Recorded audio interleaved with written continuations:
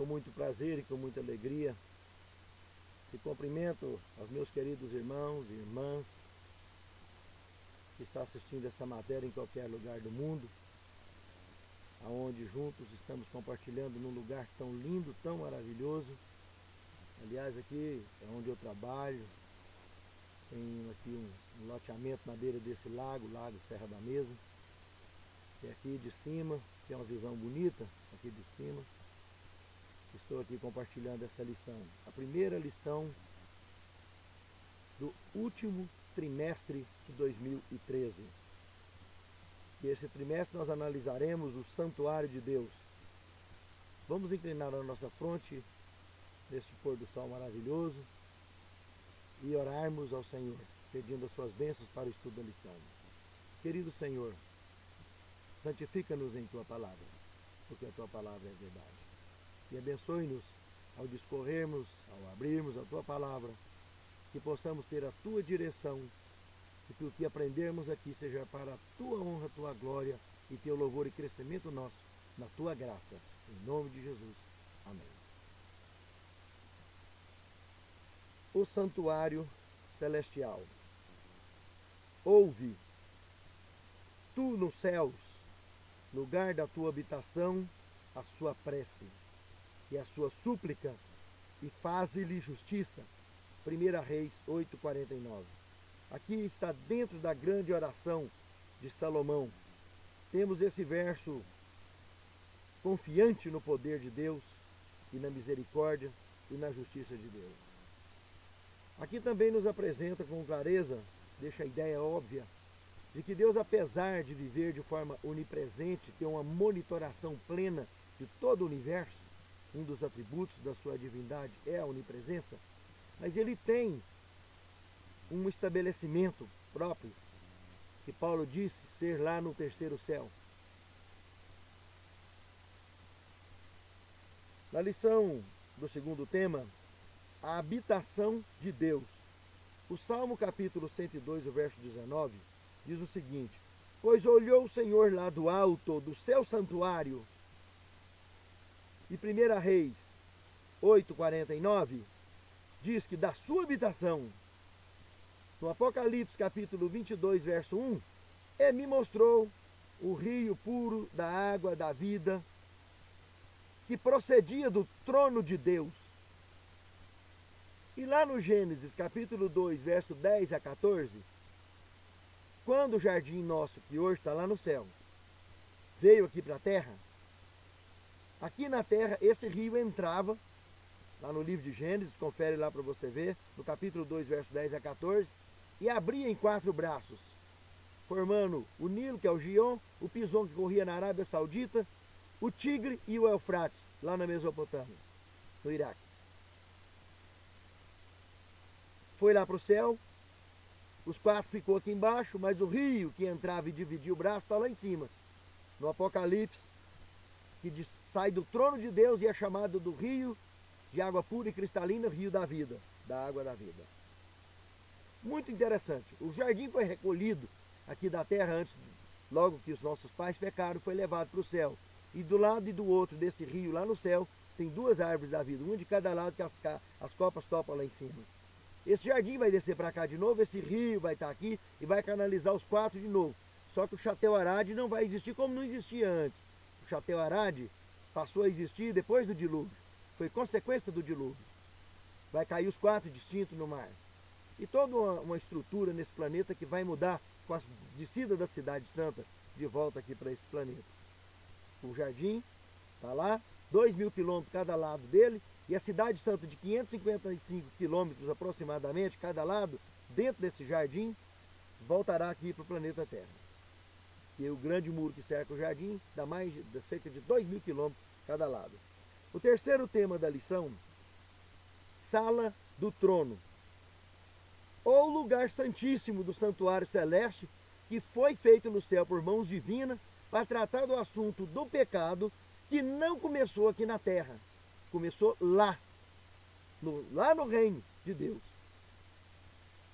durante a eternidade. Os seres que pecaram foram excluídos da eternidade.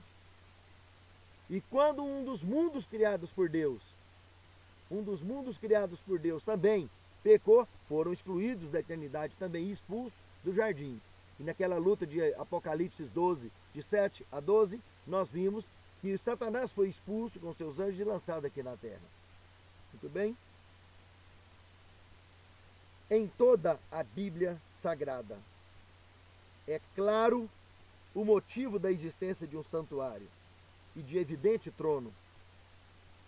Deus, na eternidade, lá aconteceu o pecado e os seres foram expulsos, excluídos, disciplinados da eternidade. Mas um dia poderão voltar aqueles que se arrependeram, aqueles que buscam arrependimento, aqueles que buscam se envolver com o Senhor. Esses estão aceitando o plano da redenção. Esses terão retorno à eternidade.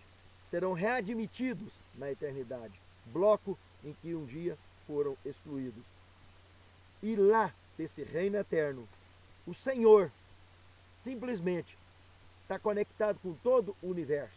Ele monitora todo o universo. O quarto tema da lição no nosso manual: adoração no céu. Vejamos aí que agora vem uma pergunta do manual da lição, perguntando o seguinte: o que esses dois capítulos, o capítulo 4 e o capítulo 5 de Apocalipse, nos ensina sobre a morada celestial de Deus? De que maneira o plano da salvação nos é revelado nesses dois textos? Perguntinha danada. E eu vou ter que responder da forma que o Senhor tem me mostrado ao longo da minha experiência cristã e ao longo da busca de profundos estudos das Escrituras Sagradas, como também do envolvimento evangelístico. É um assunto muito amplo. Alguém disse um dia que entre o céu e a terra há mais coisa do que a vã filosofia do homem imagina. Realmente. Veja bem que, em primeiro lugar, eu gosto demais de aprofundar, e bem profundo, na palavra de Deus. E, em segundo lugar, a verdade revelada é sempre um deleite, por mais que estranho que seja. Eu vou dividir em duas partes a resposta. O Apocalipse 4, se você for lá e abrir Ezequiel agora, dá uma lida no Apocalipse 4, observa as características dos seres revelados, aqueles 4 seres viventes ali. Observe aquele trono, que tem uma portinha lá em cima, e João chamado para ir lá em cima. Vocês vão perceber que, lendo Ezequiel capítulo 1, teve a mesma visão em época totalmente diferente. Ezequiel viveu há 600 anos antes de Cristo e João 96 da era cristã. E ambos os profetas tiveram a mesma visão. E as características foram detalhadas. Muito mais, então, nesse caso, por Ezequiel do que por João. Mas se comparar as duas, dá bem para entender o paralelo entre as duas. Veja bem que Apocalipse 4, o verso 7, mostra 4 seres viventes que tinham características emblemáticas de leão, de boi, de homem e de águia. E lá em Ezequiel, ele só facilita a compreensão dizendo que do lado direito tinha um, do lado esquerdo outro, na frente, e atrás, do lado direito outro, do lado esquerdo outro. Ou seja, vinha nessa ordem: leão e boi na frente, direita e esquerda, homem e águia atrás, direita e esquerda. Mas vamos ver o que é esses seres viventes. Vamos comparar, vamos analisar. Esses aqui são símbolos que tinha nesses seres viventes. Ele estava chamando de ser vivente porque estava movimentando. E ele não estava acostumado a ver nada daquele jeito. Mas veja bem que em toda a Bíblia, e mesmo no Apocalipse, diz que tinha planta de pé parecendo bezerro, tinha rodas lá em Ezequiel. Em Ezequiel capítulo 1, verso 10, diz que a mesma informação aparece então, como eu acabei de dizer, e lá em Apocalipse 5:5. Cristo. Apocalipse 5:5 está dizendo que Cristo, o leão da tribo de Judá, a representação do leão representa Cristo, o Filho de Deus, que é o leão da tribo de Judá.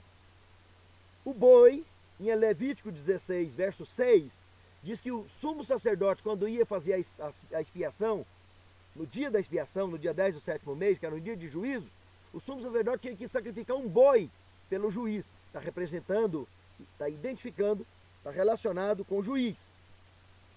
A característica do boi, esse emblema nesse ser vivente. O homem, João 3,16, não precisa ninguém falar. O amor supremo de Deus é voltado para essa raça que ele criou, deu o filho dele em amor à humanidade e quer redimi-la, para quem quiser ser salvo. É o alvo supremo do amor de Deus. E a águia, lá em Jó capítulo 39, verso 27 ao 30, nos mostra que é uma representação do atributo da divindade de Deus, sendo a onisciência. No título do capítulo 1 de Ezequiel, lá em cima, no título do capítulo, está dizendo que são chamados de 4 querubins. Já começou a facilitar. João não deu esse nome, mas lá em Ezequiel já está dizendo que são querubins. Inclusive essa visão foi repetida no capítulo 10, repetida não, foi outra visão caracterizada da mesma forma. Ele teve 2 vezes essa visão com esses querubins. Lembra que lá em Gênesis, no capítulo 3, o verso 24, diz que Deus colocou querubins, logo que o casal foi expulso, e os querubins com espada inflamada, um campo de força, saía desses querubins para proteger o caminho da árvore da vida e o homem não ter acesso à árvore da vida e viver em pecado eternamente.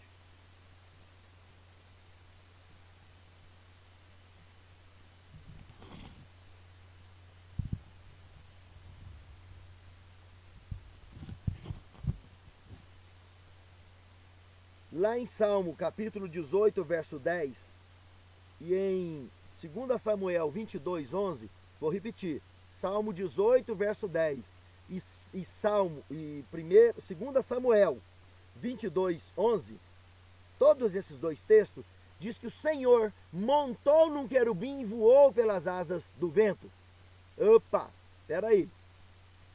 Se Deus montou e voou, lá em Ezequiel fala que ele tinha asa. Ezequiel capítulo 1, verso 8.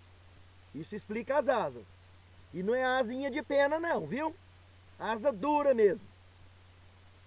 Se ele, no capítulo 1 de Ezequiel, capítulo 1, verso 15 ao 21, está dizendo que ele tinha rodas.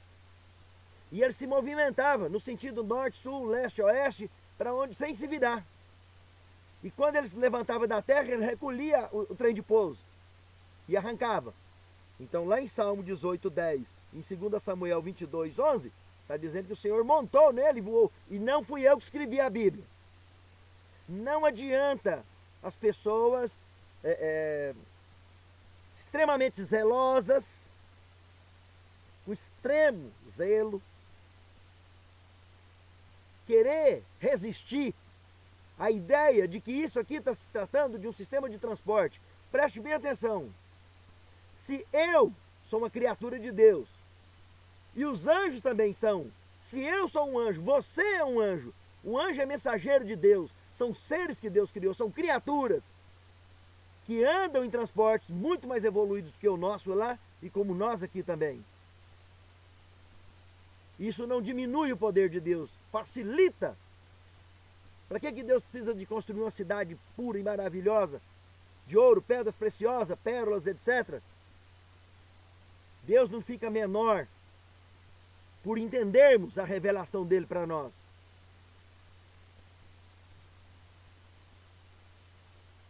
Os 4 emblemas identificam esses seres, esses sistemas de transporte e suas missões. Se você quiser saber melhor esses detalhes, entre no curso bíblico de escatologia, entra no YouTube, Rafael Diniz Caetano, e faça o curso todo, está lá. A ufologia bíblica, não é ufologia fanática, sem fé e sem cabeça, não. Para a honra e para a glória de Deus. eu estudei muito profundo isso. Fiz uma faculdade, fiz mestrado em teologia, para ampliar técnicas de ortodoxia bíblica, de hermenêutica, de exegésia, para confirmar isso que há mais de 20 anos eu já tenho estudado e pregado. E não há a menor sombra de dúvida ou margem de variação quanto ao que eu estou dizendo. Ezequiel 1,8 fala de asas e asa dura. Não é asa em anjo, que não existe asa em anjo, em lugar nenhum. Lugar nenhum da Bíblia. E quando o trono de Deus está sempre cercado de querubim, isso foi devidamente representado na arca, que por coincidência está lá, guardada num cantinho, com tudo que pertencia a ela está lá dentro. O pote com maná, etc. A vara de Arão que floresceu, a pedra dos 10 mandamentos, que vai ser até utilizada antes de Jesus voltar, que o Apocalipse nos apresenta isso. No céu de Belém, Lucas capítulo 2, verso 9 ao verso 13, mostra que quando apareceu aquele anjo que iluminou tudo, o céu encheu de uma milícia celeste. A palavra milícia na Bíblia representa exército, exército clandestino, porque o exército oficial era o exército do Império Romano. Quando fala milícia, é porque tinha um exército armado, porque o diabo, com seus anjos e com seus transportes, queria executar a criança, o menino, que por ar e terra ele estava indo em cima dele. Por terra era Herodes, que estava impulsionado por Satanás para ir lá matar a criança. E por ar vinha Satanás. Gog e Magog lá no milênio, lá em Apocalipse capítulo 20, do verso 7 até o verso 9, quando fala Gog e Magog, é extensão e expansão, céu e terra, que eles vão vir cercar a cidade santa também. Fica atento a esses detalhes. Lá no céu de Belém estava lá.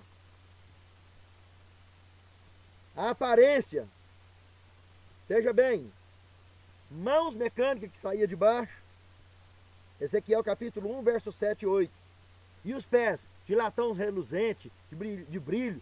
Quando João também lá no livro do Apocalipse, no capítulo 1, no versículo 14 e 15, capítulo 1, verso 14 e 15, João disse que Jesus também estava lá com pé de latão, não sei o quê, porque ele via movimentando, roda e tudo, então ele chamava de ser vivente. Ele chamava. Daniel, lá no capítulo 10 de Daniel, desmaiou, caiu com a cara no chão, de medo. Aí lá de dentro saiu um semelhante ao filho do homem e veio falar com ele. Não tem assombração nenhum nisso. Isso não diminui o poder de Deus. Saber que existe transportes. De onde? De onde? Ezequiel capítulo 1, verso 4 e 5. De onde saíram eles? De onde? Lá em Ezequiel capítulo 1, verso 7 e 8, diz que veio uma nuvem revolvente, era uma nave mãe, chamada de trono, porque tinha o formato de trono, era a forma piramidal, com fogo. Lá no verso 28, 27 do capítulo 1, arco-íris, em volta, várias cores. E tinha um mar de vidro também, se você observar, ela sentou no mar de vidro, igualzinho lá do Apocalipse capítulo 4, está no mar de vidro. E João foi arrebatado na portinha que estava lá, e lá em cima tinha um semelhante ao Filho do Homem, tanto em Apocalipse 4, quanto lá em Ezequiel capítulo 1. Lá em cima estava um semelhante ao Filho do Homem, a portinha abriu e saiu. E de dentro daquela nave mãe saiu 4 seres, que eram os querubins, que alinhou em formato de batalha lá embaixo, do lado do profeta. Eles eram tão pequenininhos que a rodinha deles era da altura do profeta. Brincadeira, hein? E lá no Google+, lá no YouTube, eu tenho os desenhos que eu mandei fazer da ufologia bíblica. Se acessar professor Rafael Diniz Caetano @gmail.com, vocês terão as imagens de desenhos que eu desenvolvi do lado de alguns peritos em desenho no sistema, no computador, e de acordo com as características ali apresentadas. Vocês vão cair o queixo. Analisem. Não é ponto de salvação, mas é importante entender, porque um dia o céu vai encher de anjos. E que tipo de anjo que você está esperando? De asa? Aqueles que estavam lá com Abraão tinha asa, que entrou em Sodoma e Gomorra tinha asa, comeu bezerro lá com Abraão, comeu pão, bolo, lá aceitou lavar os pés, e lá em Sodoma a mesma coisa. Não tem de Gênesis ou Apocalipse nenhum texto que anjo, a palavra anjo, tem asa, só tem querubim. E querubim nós vimos que tem, além de asa, tem também roda, e transporta as pessoas, arrebata as pessoas, abduz, abdução. Lembra de Filipe com o eunuco? Desapareceu na frente dele e apareceu lá do outro lado. Eu sei que na eternidade nós vamos ter poder de fazer isso sem precisar de estar numa nave. Mas cortar o céu, passando por Órion, a nebulosa extremamente gelada, muito mais do que qualquer polo norte da vida, Antártida da vida, passar dentro de um sistema de transporte é bem mais tranquilo, bem mais rápido, muito além da velocidade da luz.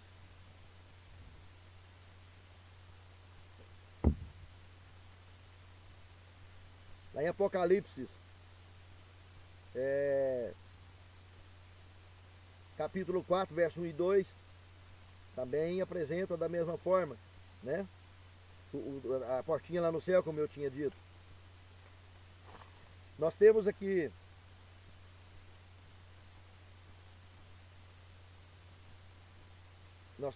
agora em Êxodo capítulo 14, abriu o mar.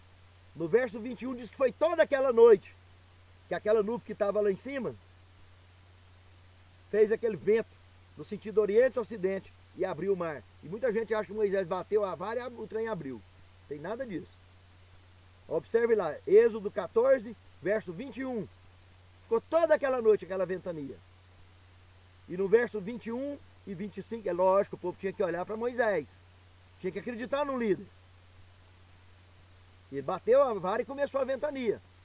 Toda uma orquestra providenciada por Deus entre os anjos, que inclusive, se você ler o capítulo 14 todo, você vai ver que os anjos estavam na frente. Quando os egípcios chegaram, ele atravessou e ficou lá entre os dois exércitos. E a nuvem virou e o Senhor olhou para eles.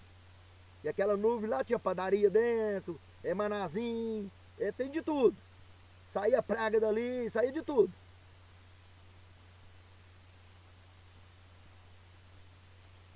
Poder de Deus.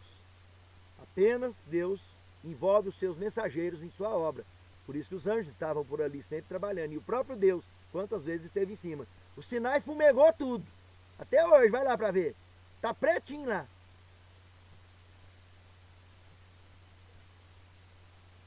E Deus não tem olho de fogo, não. Não tem boca de fogo, língua de fogo, pé de latão, pé de metal polido. Não tem nada disso. Agora, qualquer sistema de transporte encaixa com esse perfil. E de dentro sai um semelhante ao Filho do Homem que criou tudo isso. E tem poder para fazer e desfazer. Ele falou e tudo se fez. O que tem de mais ele criar um sistema de transporte? Qual é o problema? Sabia de uma coisa? Pega o grande conflito na página 650 e 651. Olha o que a irmã White viu lá. Ela viu simplesmente um cortejo num carro de nuvem de rodas vivas, igualzinho esse que Ezequiel viu. E de dentro os anjos clamavam, santo, santo, santo. E o cortejo que estava dentro, os salvos, também clamavam, santo, santo, santo. Grande conflito, página 650, 651.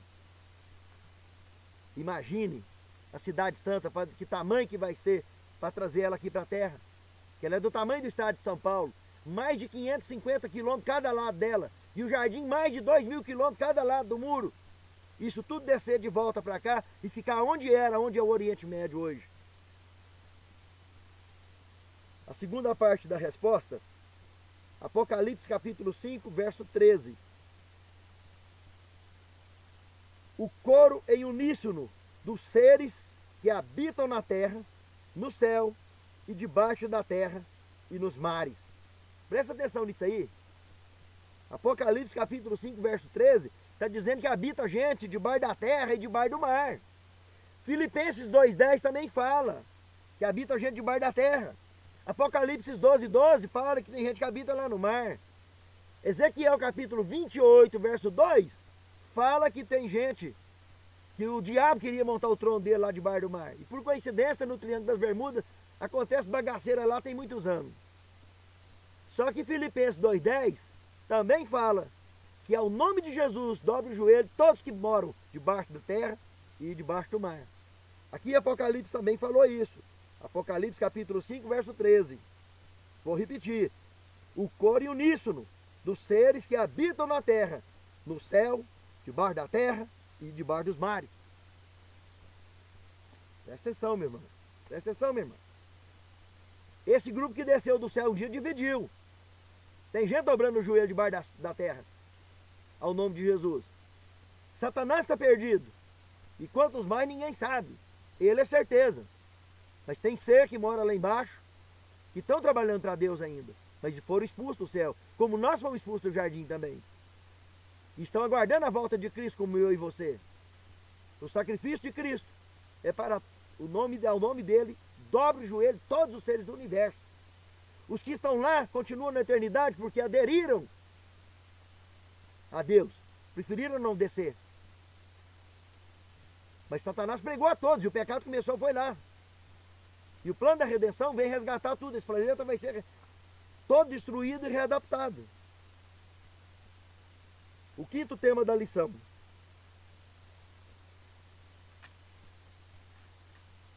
O quinto tema da lição fala sala do tribunal. É a mesma sala do trono. O mesmo lugar santíssimo. De onde um dia no céu estaremos acessando os registros dos seres caídos. Apocalipse 20, verso 4 e 1 Coríntios, capítulo 6, verso 3. Não sabeis vós que havemos de julgar até os anjos que caíram? Os que ficaram perdidos de vez, que não teve volta, nós vamos julgar eles. O sexto tema da lição, lugar de salvação. Hebreus capítulo 8, versículo 1 e versículo 2. A construção original, sem figuras. Do que tinha aqui na terra, a única coisa que está lá no céu é a arca de Deus. Capítulo 11, verso 19 de Apocalipse. E no capítulo 2, o verso 17, comenta que o maná, que está dentro daquele pote que estava aqui com Araão, está lá também. E Deus vai tirar dele e dar para os vencedores daquele período da igreja cristã. Aqui do capítulo 2 de Apocalipse, o verso 17. Viu o endereço dela? Da arca perdida? Está aí. Apocalipse 11, verso 19. Está lá no céu. E lá de dentro vai ser tirada a lei, que inclusive o irmão White disse que o sábado vai estar circundado com fogo e apresentando em lente de aumento para o universo inteiro. Quando Jesus estiver voltando, antes dele voltar, a mão, aquelas duas mãos que vai passar, tipo a mão que escreveu Mene, Mene, Tekel e o Farzinho, lá no dia de Daniel, lembra? Aquela mão vai mostrar a lei de Deus também para os ímpios. E logo após essa manifestação, os injustos vão partir para cima dos seus líderes, que eles entenderão a perdição deles. O último tema, o sétimo tema dessa lição, a primeira fase, está na primeira frase do manual da lição. Preste bem atenção. Paulo,